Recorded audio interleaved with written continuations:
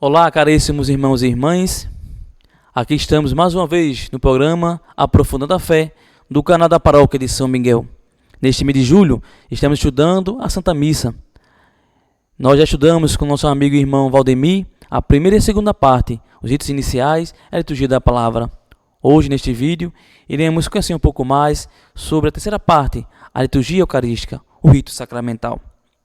Caríssimos irmãos e irmãs, a liturgia eucarística, podemos dizer que é o ponto alto da celebração, pois é nela, neste momento, nessa liturgia eucarística, nesse rito sacramental, que tornamos presente o sacrifício de Jesus Cristo. É o momento onde a igreja eleva ao Pai, por Cristo, a sua oferta. E é também nesse rito sacramental que Cristo dá-se como oferta por nós ao Pai. Caríssimos, é também nessa parte que nós iremos perceber a missa como uma ceia. Veja, desde os primórdios da igreja, desde o século II, a igreja trabalha e celebra a Santa Missa neste formato. Ritos iniciais, a liturgia da palavra, a liturgia sacramental, logo após a comunhão e os ritos finais. Por quê? No início, como Paulo fala nas suas cartas, as pessoas, os cristãos primitivos, começaram a confundir um pouco o sentido real da Eucaristia, o sentido real do pão e do vinho, que não era apenas alimento material, mas sim um alimento espiritual. É o próprio Cristo que se dá como alimento no seu corpo e no seu sangue.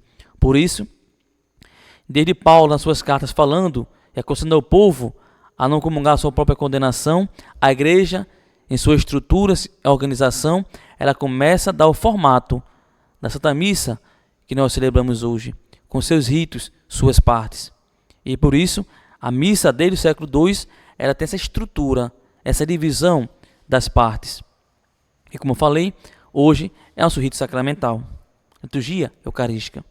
A liturgia eucarística, caríssimos irmãos e irmãs, ela tem três divisões.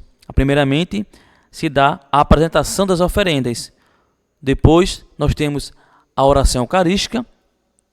E depois nós temos justamente o próximo passo da liturgia eucarística, que se dá no rito da comunhão. Certo? Então veja, para conhecermos um pouco sobre essa parte de hoje, vejamos a parte inicial, a apresentação das oferendas. Como se dá? Vejam, a apresentação das oferendas é a apresentação do pão e do vinho. Nós ofertamos ao altar esse pão e vinho que irão se tornar corpo e sangue do Senhor.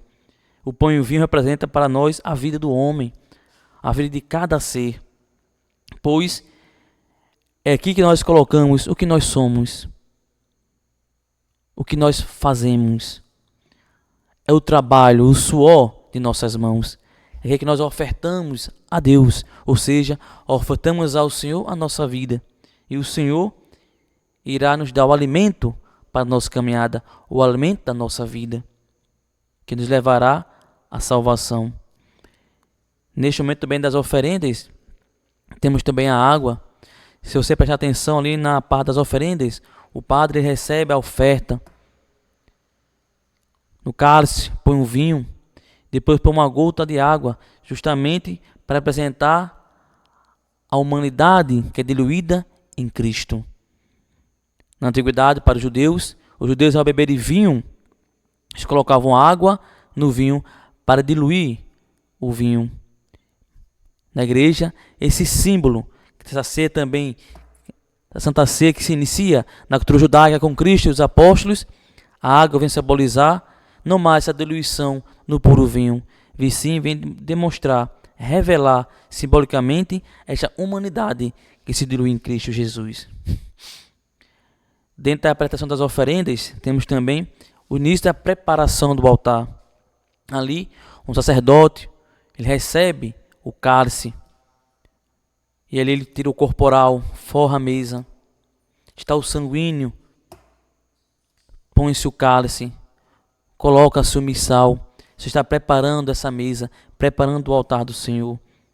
Após essa preparação, vem-se a procissão das oferendas, onde se oferta justamente o vinho e o pão, juntamente com a água. Então veja, uma procissão é levar ao Senhor uma oferta da nossa vida a Deus, do pão e do vinho. E o padre, ao receber essa oferta, essa oferenda, ele apresenta as oferendas ao Pai, onde ele pega a patena com a hóstia, com a âmbula, e eleva em oração ao Pai, assim também como o cálice, onde ele põe vinho e água, e também faz a oração, elevando ao Pai as oferendas. E também nesse período da apresentação das oferendas, temos também o momento da coleta, que simboliza a nossa ajuda, a nossa doação ao próximo, nossa caridade e amor ao próximo. Não importa o valor, o que importa é darmos de coração, pensando no caminhar da igreja, na vida dos sofredores, da vida dos nossos irmãos e irmãs. E também, nesse momento das oferendas, tem esse momento que o padre vai lavar as mãos. É só você perceber ali, está cantando, mas também perceba todo esse processo. O padre, ele vai lavar as mãos com o símbolo da purificação da sua vida, da sua missão. No início da igreja, esse símbolo realmente servia para lavar as mãos, porque no início as oferendas eram os alimentos, o que era produzido pela terra. Então sujava-se as mãos e assim lavava-se para poder celebrar o momento eucarístico. Hoje, esse símbolo se dá na purificação do sacerdote, na purificação dos nossos padres.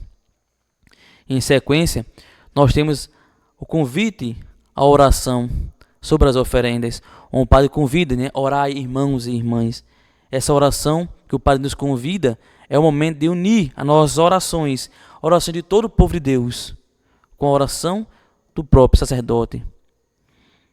E na oração sobre as oferendas, nós temos aí essa oração, que é a coleta, que coleta todos os motivos da ação de graças que estamos celebrando.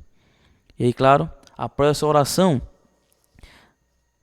sobre as oferendas, dá-se início à oração eucarística.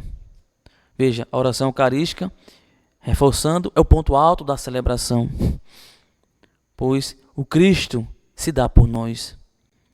É um mergulho no mistério da Santíssima Trindade. É um mergulho no mistério da nossa própria salvação.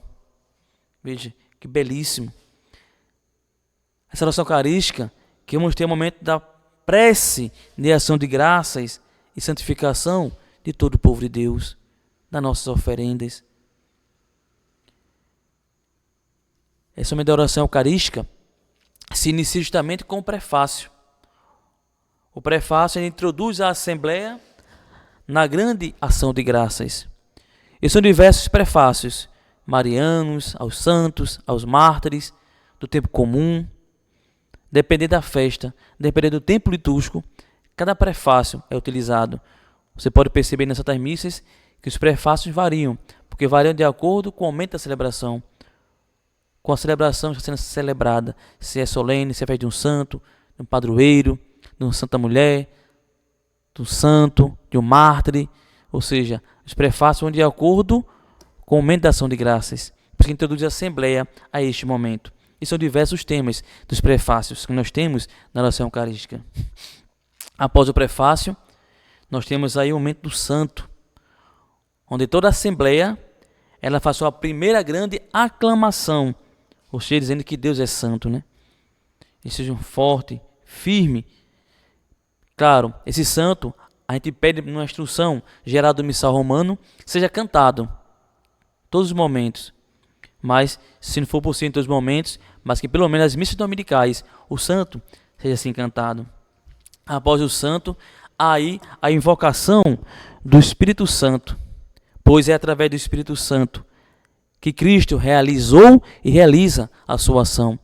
Tudo é na ação do Espírito Santo de Deus. Cristo realizou e realiza favores, milagres, ação de graças em nossa vida, através da ação do Espírito Santo. Após a invocação do Espírito Santo, há o momento da consagração. Veja, o momento da consagração está justamente nos termos bíblicos, no testemunho neotestamentário das palavras do Senhor. O padre repete mesmas palavras do Cristo: tomai e bebei, tomai e comei, fazer isto em memória de mim. São as mesmas palavras, testemunhando, como falei, esse testemunho neotestamentário do sacrifício do Senhor. Após esse momento, nós temos as preces, intercessões durante a oração eucarística. São preces, intercessões variadas, reconhecendo a ação do Espírito Santo de Deus. É uma prece pelo Papa, pelos fiéis defuntos, por toda a comunidade. Testemunho dos santos, testemunho de Maria, Virgem Mãe, e todos os santos e santas de Deus. Então são orações que são rezadas e nós, povo de Deus, respondemos a cada prece e a cada intercessão. E para terminar esse momento da oração eucarística, se tem aí a doxologia final, que é o por Cristo, com Cristo e em Cristo. Essa doxologia final, nós respondemos com um grande amém. Deve ser um amém forte, firme, porque aí, nessa doxologia do por Cristo, com Cristo e em Cristo, vai estar todo o resumo da oração que acabamos de fazer. Eleva a Deus, a Cristo, o corpo. Eleva a Deus, Pai, o corpo e o sangue de Cristo. É a nossa elevação ao Pai, por Cristo, com Cristo e em Cristo. É nosso olhar, nosso voltar-se para Deus que é Pai, para um Deus que nos ama. E por isso, nós concluímos dizendo um grande amém, em louvor a Deus que é Pai, dizendo assim seja, Senhor. E vale também ressaltar, caríssimos irmãos e irmãs, que a doxologia final, só o padre reza ou canta, mas ele sozinho. A comunidade escuta silenciosamente e no final, como eu falei, de forma expressiva, forte, aclama: amém, assim seja.